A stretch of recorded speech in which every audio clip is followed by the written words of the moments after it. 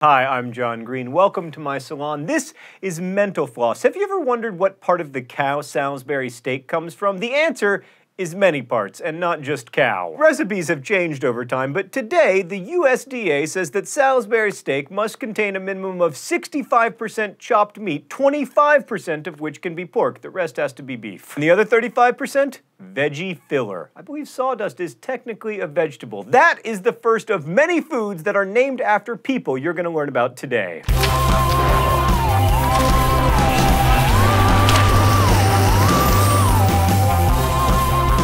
What do German chocolate cake, Volkswagen, and Heidi Klum have in common? Nothing. German chocolate cake is actually named after an American named Sam German, who developed a pre-sweetened dark baking chocolate in 1852. When Queen Consort Margherita visited Naples in 1889, renowned pizza chef Raffaele Esposito prepared 3 special pies for her dining pleasure. Margherita's favorite used basil, mozzarella, and tomato to create an edible version of the Italian flag, green, white, and red, so the chef named it in her honor. In the 1920s, a man named Rudolf Boysen developed a berry hybrid that took the world by storm.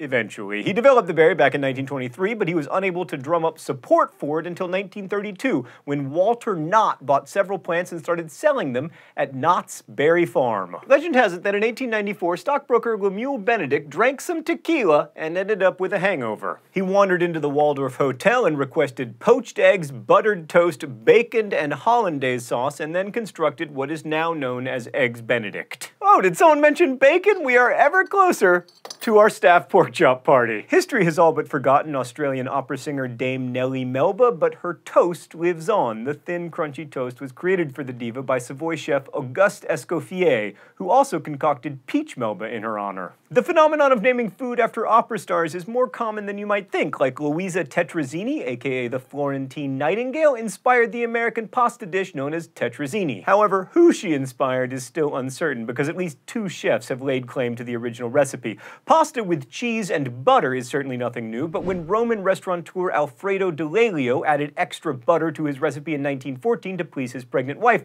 the rich dish Alfredo became the talk of the town. In 1943, Ignacio Nacho Anaya was working at a restaurant in Texas. A few women from the local Army airfield asked Anaya to make them a snack while they indulged in cocktails, so he fried up some tortilla pieces and grated cheese over them. When asked what the dish was called, Nacho replied, "They're nachos especiales." We have an accident by Brother Clement Rodier to thank for clementines. In 1902, the monk made grafts from an uncultivated mandarin tree on the grounds of an orphanage that his order ran. He was pleasantly surprised when the delicious fruit sprung forth from this hybrid plant. And while we're talking about fruit, let's talk about Granny Smith, who, yes, was a real person. Australia's Maria Ann Smith was surprised when she discovered a seedling that spawned a new green apple hybrid. The fruit bearing her name wasn't commercially available until 1895, though, 25 years after her death. There are a few stories about the origins of chicken a la king, but the most repeated one references George Greenwall, chef at Brooklyn Brighton's Beach Hotel restaurant. He created a dish using leftover chicken that the resort's owner, E. Clark King II, absolutely loved, so Greenwall named it after King, who was, after all, the boss,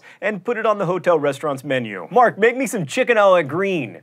That looks delicious. The hot brown sandwich, made with turkey and bacon, was named after the Brown Hotel in Louisville, where it was created in the 1920s. The Brown Hotel was named for its owner, James Graham Brown. The fact that the broiled sandwich turns brown is a coincidence. Being chairman of the New Orleans Crime Commission in 1951 was no piece of cake, but it was a dish of bananas Foster, please forgive the pun. BTW, no pun intended, is a pun on unintended.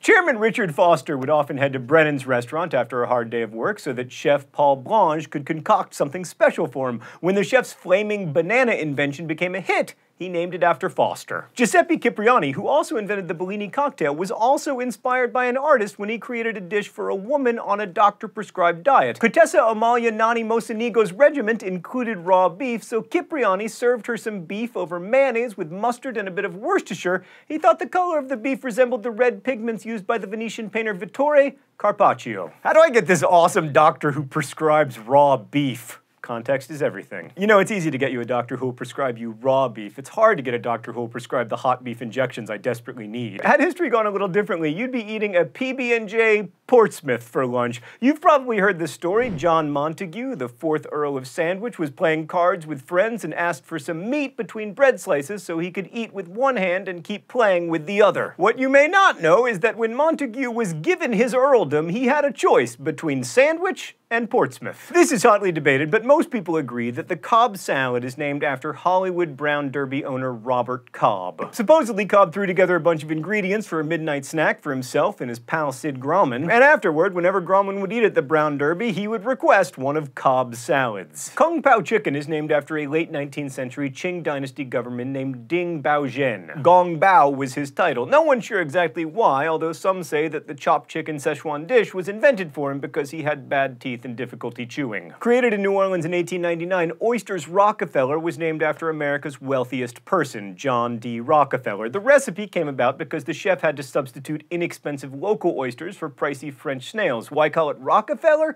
Because of the rich sauce used in the recipe. Man, in 1899, they would laugh at anything. Sarah Lee is the daughter of company founder Charles W. Lubin. She was 8 when he started the company in 1949. She says that her father told her the product had to be perfect because he was naming it after me. The product in question may have been perfect, but the advertising wasn't. The company's slogan, "Nobody doesn't like Sarah Lee," contains a double negative. Oh, Charles W. Lubin should have watched our grammar episode. Mrs. Paul's Fish Sticks is named after the mother of one of the company's founders, John Paul. Mrs. Pishik, the mother of the other founder, was not pleased. By the way, I love fish sticks. They are made usually of cod or haddock, not of anglerfish. Oscar Mayer was a German immigrant who opened up a small butcher shop in Chicago and became one of the first people to apply a brand name to meat products, which had previously been known, you know, as meat. Even though it sounds like a made-up name, Orville Redenbacher was a real man, which is what he told legions of popcorn fans who thought that he was an actor paid to portray the fictional Orville Redenbacher. He was really a brilliant agriculturalist and spent years developing his namesake strain of popcorn whose kernels popped more fully than others. Also, he eventually died in his hot tub, and he bears a striking resemblance to my brother Hank. Traveling salesmen eat on the road a lot, and one particular traveler thought that a rating system might benefit others who did the same, so he turned it into a book featuring 167 restaurants and called it Adventures in Good Eating. This eventually led to a line of high-quality foods, including delicious powdery cake mixes that I have definitely never eaten directly out of the box with a spoon. That traveling salesman's name, by the way? Duncan Hines. Premium chocolate company Ethel M is owned by Mars Incorporated, which, as we pointed out in our acronyms video, is one of the M's in M&M's. Ethel was the mother of Forrest Mars Sr. and the wife of company founder Frank Mars. Before Famous Amos became famous, he had clients who were. Talent agent Wally Amos managed stars like Helen Reddy and Marvin Gaye and wooed potential clientele with bags of his homemade baked goods. Reddy and Gaye were so impressed with his crunchy cookies that they gave Amos $25,000 in startup capital to start his cookie company in 1975. All right, you want more cookies? Mrs. Fields. No longer Mrs. Fields because she divorced Mr. Fields in 1997, but Debbie Fields Rose is indeed a real person. And now we return to the salon so I can tell you about some people who aren't real, like Betty Crocker, Aunt Jemima, Mrs. Butterworth, Count Chocula. That's right, your entire childhood is a lie. Thanks for watching Mental Floss here on YouTube, which is made with the help of all of these nice people. Every week we answer one of your mind-blowing questions. Today's question comes from DrexCam8, who asks, who were Merriam and Webster? Noah Webster wrote the first American dictionary, and Merriam was the name of the family who eventually took over the rights after his death. Of course, Mental Floss isn't just a YouTube channel, it's also a real live magazine, and there's an online store where you can get 15% off if you enter the code YouTubeFlossers. Mark, is that tiger about to attack me? I have tamed him, Mark. Thanks again for watching Mental Floss on YouTube, and as we say in my hometown, don't forget to be awesome.